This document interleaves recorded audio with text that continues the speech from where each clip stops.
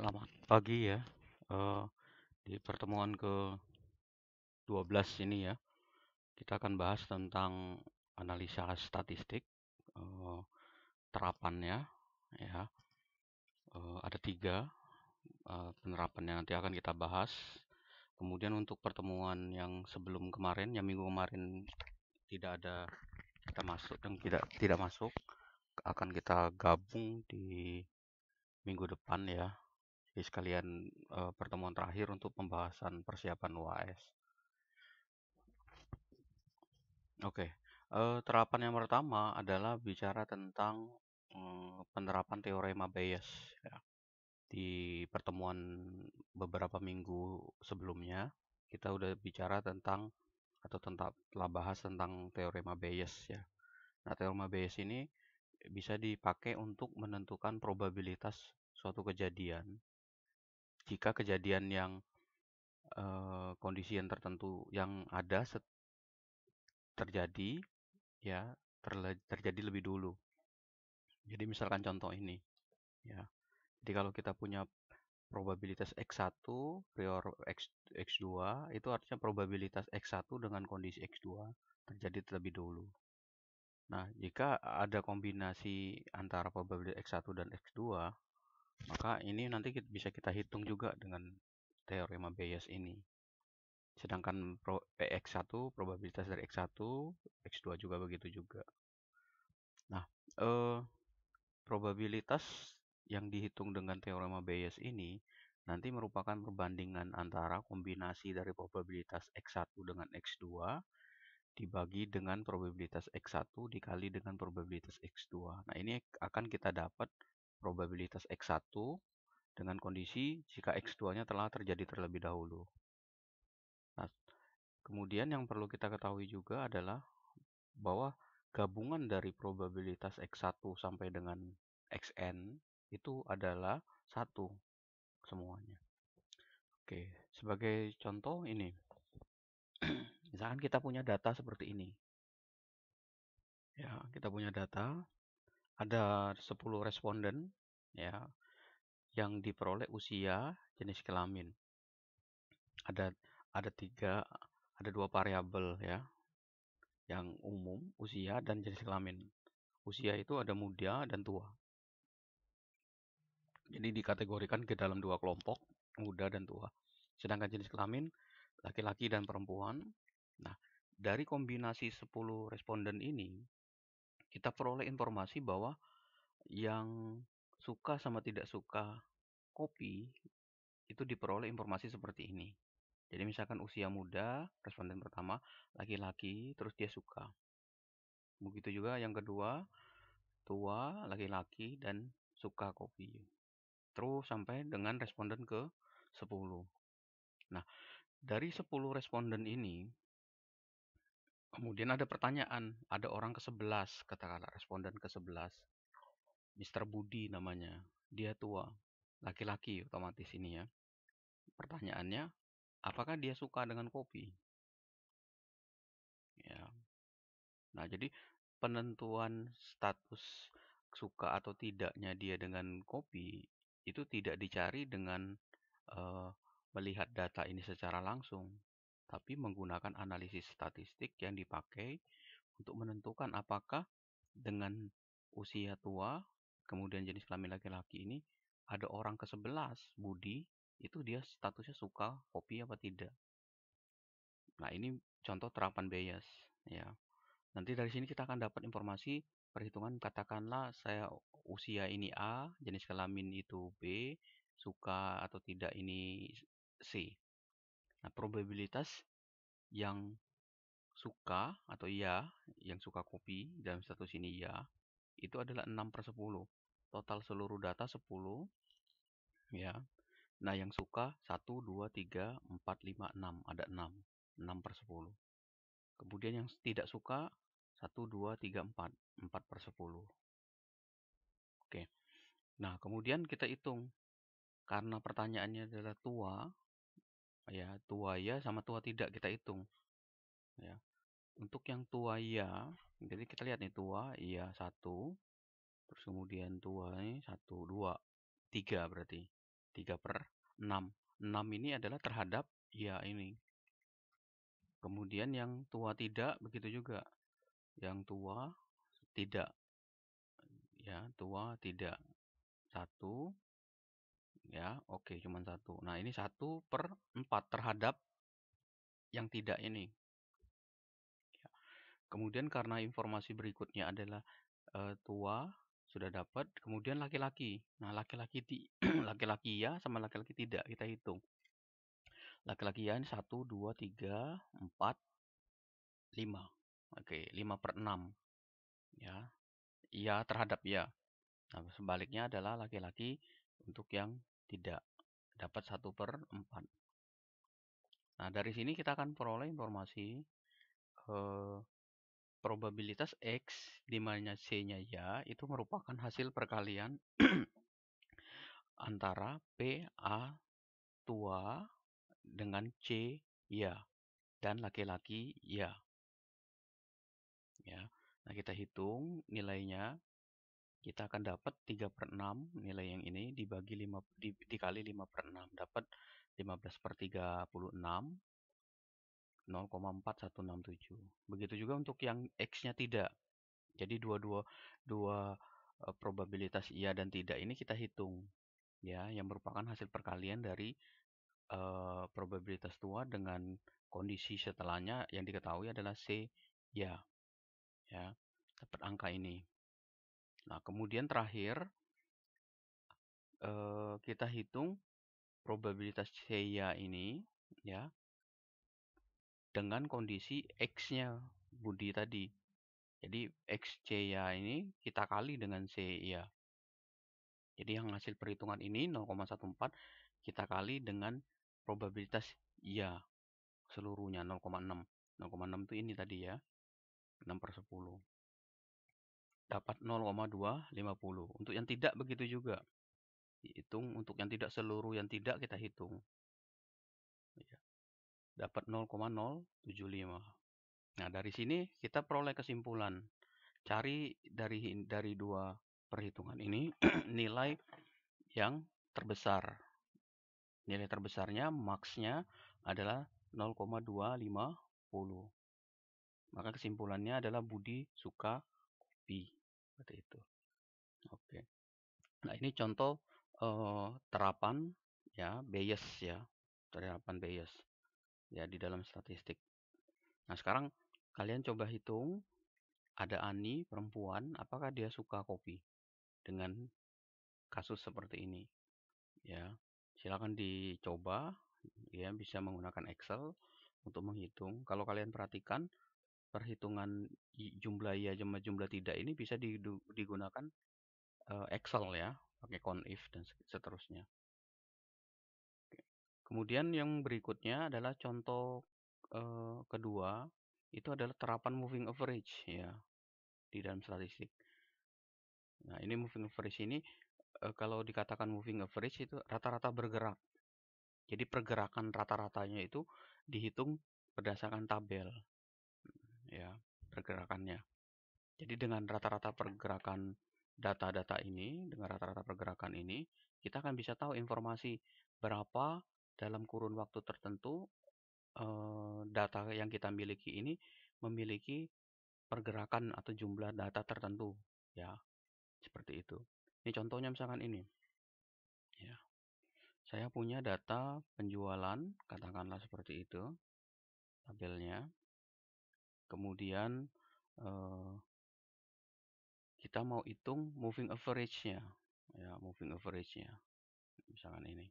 Jadi moving average 2 ini artinya 2 bulan. Ya, sorry, dalam satuan hari ya ini ya. Tergantung ya, kalau dia satuan hari berarti 2 hari, kalau bulan 2 bulan. Nah, moving average 2 ini artinya rata-rata dalam 2 hari. Berarti kan ini kan 1 sama 6. 1 sama 6. Maka ini kita hitungnya adalah 1 ditambah 6 dibagi 2. Ya, nah, gitu. Maka yang 3 ini kuning ya, saya tandain ini warna kuning. Sedangkan yang 3 itu moving average untuk yang berikutnya. Nah, yang ini 0 tambah 6. Ya, kita hitung tuh. sorry, ini 6 dan 0. Nah, ini perhitungannya. Jadi kalau tadi eh, apa 1 sama 6 itu dapatnya 3,5, 6 dengan 0 dapatnya 3. Berikutnya adalah 6 dengan 5. Coba 6. 0 ini kan 6 dengan 0, ini 0 dengan 6, terus kemudian 5 dengan 6 dengan 5 dan seterusnya. 2 2 2 2 ya. Oke, saya coba ulangi lagi. Jadi moving average 2 itu artinya adalah pergerakan rata-rata data dalam 2 satuan, ya, hari atau bulan atau tahun atau apa. Nah, ini 1 dengan 6 dapat ini rata-ratanya. Kemudian 3, 6 dengan 0. Kemudian 3 ini adalah 0 dengan 6. Nah, kemudian 5,5 ini adalah 6 dengan 11. 4 ini adalah 5 dengan 3, dan seterusnya. Nah, untuk moving average 3, itu adalah 3. Berarti kalau 3, 3 adalah 1, 6, dan 0. Bagi 3, rata-rata. Jadi kalau misalkan saya tambahin sekarang moving average-nya 4 ya, berarti dia dalam 4 hari. Maka dalam 4 hari itu, maka yang ini ditambah, ya, kita tambah dalam 4 hari, ditambah dalam 4 hari, dibagi 4. Seperti itu. Ya. Nah, ini peletakannya bisa di sini, peletakannya bisa hari sebelumnya. Nah, berarti kalau misalkan hari berikutnya ke bawah, dia bergeser ke bawah. Nah, udah ini ke bawah lagi. Ya, seperti itu pergeserannya. Oke. Jadi kalau misalkan kita mau buat grafiknya, misalkan yang tadi saya mau buat ini, saya tinggal copy, ya, pergerakan datanya insert, terus kemudian saya mau pakai grafiknya mana, misalkan ini. Oh, ya, terlihat pergerakannya. Kalau mau pakai grafik garis, coba garis di sini ada nggak? Nah, bisa menggunakan ini modelnya, pergerakannya. Oke. Nanti ini series, karena series datanya yang satunya dibuang, seri 1. Oke. Nah, ini pergerakan data. Ya, pergerakan datanya. Yang warna kuning seri 1 itu menyatakan mau menyatakan apa nih? Ya, bisa menyatakan ini. Jadi seri 1 tuh ini jumlah terjual, terus ini. Ya. Oke. Ini contoh moving average, ya. Jadi rumusnya itu adalah 1/n. 1/n tuh n-nya tadi berapa? Moving average-nya 2, 3, atau berapa? Jumlah semuanya dibagi dengan n. Sama jadi rumusnya. Jadi kalau ini jumlah terjual tuh terlihat. Nah, ini menggambarkan moving average ini adalah kita bisa pakai untuk memprediksi tingkat penjualan. Tuh, ya. Jadi kalau penjualannya misalkan ini contoh 4 itu 6 penjualannya. Artinya kita dengan moving average kita bisa peroleh 3 dan 2,3. Jadi dalam 3 hari kita akan ada dalam moving average 2 hari rata-rata pertumbuhannya atau 3 ya. Terus ini kelihatan fluktuasinya moving average-nya. Oke, ini contoh yang ketiga. Ya, nah contoh yang keempat atau contoh yang ketiga yang berikutnya adalah penerapan tentang least square. Ya, ini sama dengan tadi. Ini bisa dipakai untuk memprediksi. Misalkan gini, kita punya 12 hari data yang terjual, katakanlah dalam 12 hari. Nah, pertanyaannya, berapa sih prediksi kita untuk hari ke-13? Dengan metode least square, kita bisa tentukan ini. Ya, kita bisa hitung nanti berapa nilainya. Caranya gini. Misalkan tadi saya punya data, nah ini, ya. Punya data terjual hari, ya. Ini 12, ini artinya 12 hari. Jumlah terjual, saya jumlahkan. Nah, satuannya ini, penentuan XI ini, diambil dari sini. Jadi jika jumlah ininya genap, ya, bila N-nya genap, maka dia nilai koefisiennya ini adalah min 1, min 3, jadi 22. Ya, jadi kalau dia 12, berarti dari tengahnya kita ambil 6. Ya, berarti ke atas minus. Min 1, min 3, min 5, min 7, min 9, min 11. Terus kalau dia ke bawah positif. 1, 3, 5, 7, 9, 11. Tapi kalau di sininya ganjil, maka dia pertambahannya pakai yang ini. Nah, ini contoh genap. Ini saya buat 2 contoh ya. Ini genap. Oh, ini kebetulan genap semua ya. Nah, ini genap juga. Di contoh ini juga nih.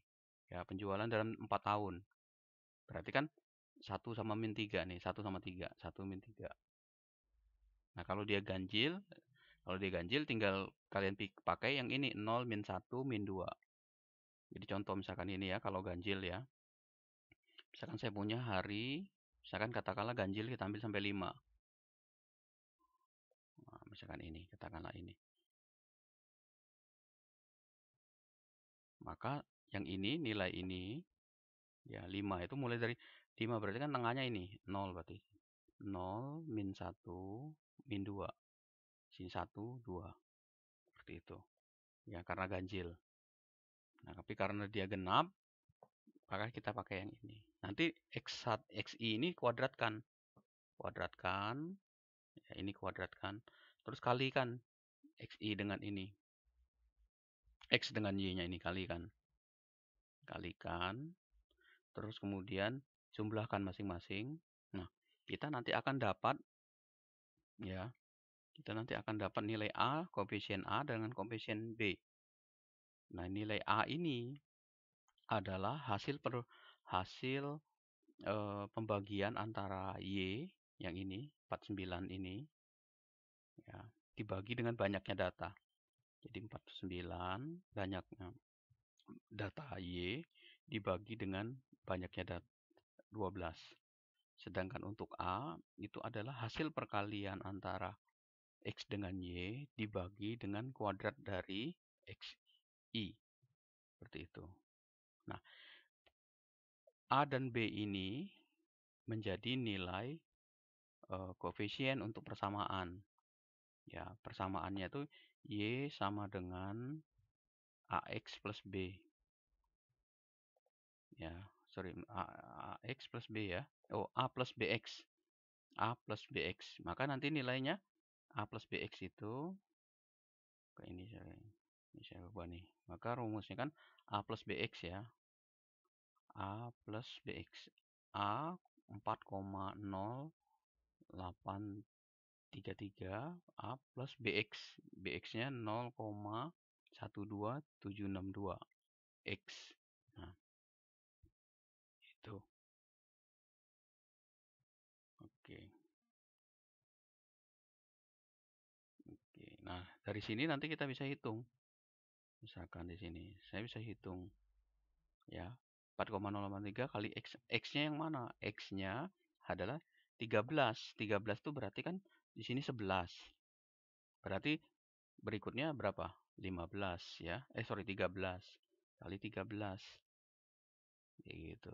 Karena ini naiknya kan 3, 5, 7, 9 ya, 11, 13 kali 13. Seperti itu. Ya, kalau kita kali tuh, ya, kita akan dapat seperti ini nilainya. Jadi nilainya 5,7. Jadi penjumlahan jumlah yang terjual di hari ke-13 ya. Jadi jumlah terjual di hari ke-13 adalah 5,742. Seperti itu. Ya, kalau ini kan 6 rata-rata. 654 nih. Nah, ini 5,7. Seperti itu. Ya. Nah, ini contoh prediksi. Jadi kita bisa pakai prediksi. Nanti kalau saya, Pak, tentukan prediksi hari ke-14 ya. Kalian hitung dulu hari ke-14-nya. Hari ke-14 saya dapat nih. Dari 13 kita pakai untuk prediksi hari ke-14. Nah, ini contoh penerapan dari statistik ya. Bisa dipakai untuk melakukan beberapa analisis ya. Oke, nanti kita kasih bahas di pertemuan-pertemuan selanjutnya tentang contohnya ini. Nah, dari sini bisa kita simpulkan. Ini contoh lagi yang lain. Ya, 4 tahun, ini kita sigma. Ini kita total kalikan ini kuadratnya. Maka A-nya tadi ya 630 kita bagi dengan 4 karena 4 data di sini. Ya. Kemudian untuk yang B ya, kuadratnya ya ini nilai hasil perkalian ini dibagi dengan kuadratnya tadi. Dapat nih. Rumusnya adalah A plus BX ya. Nah, ini. Jadi kalau ditanyain berapa prediksi penjualan untuk tahun 2017, tinggal berganti ini. 17 2007 itu ya 2007-nya berarti berarti berapa nih? 1 3 5. Nah, kali 5 di sininya X-nya. Ya, kali 5. Bukan jangan dikali tahun, kali 5. Ya, jadi prediksinya. Oke. Nah, ini metode terapan least square ini kita sebut sebagai metode kuadrat terkecil. Oke, dari saya itu ya untuk pertemuan kita hari ini. Ya, silakan tulis di kolom komentar atau di @modo ya. Kalau untuk diskusi selanjutnya jika ada hal-hal yang perlu ditanyakan. Untuk latihan ke depan nanti akan kita sampaikan di video dan di slide terpisah ya. Terima kasih, selamat pagi.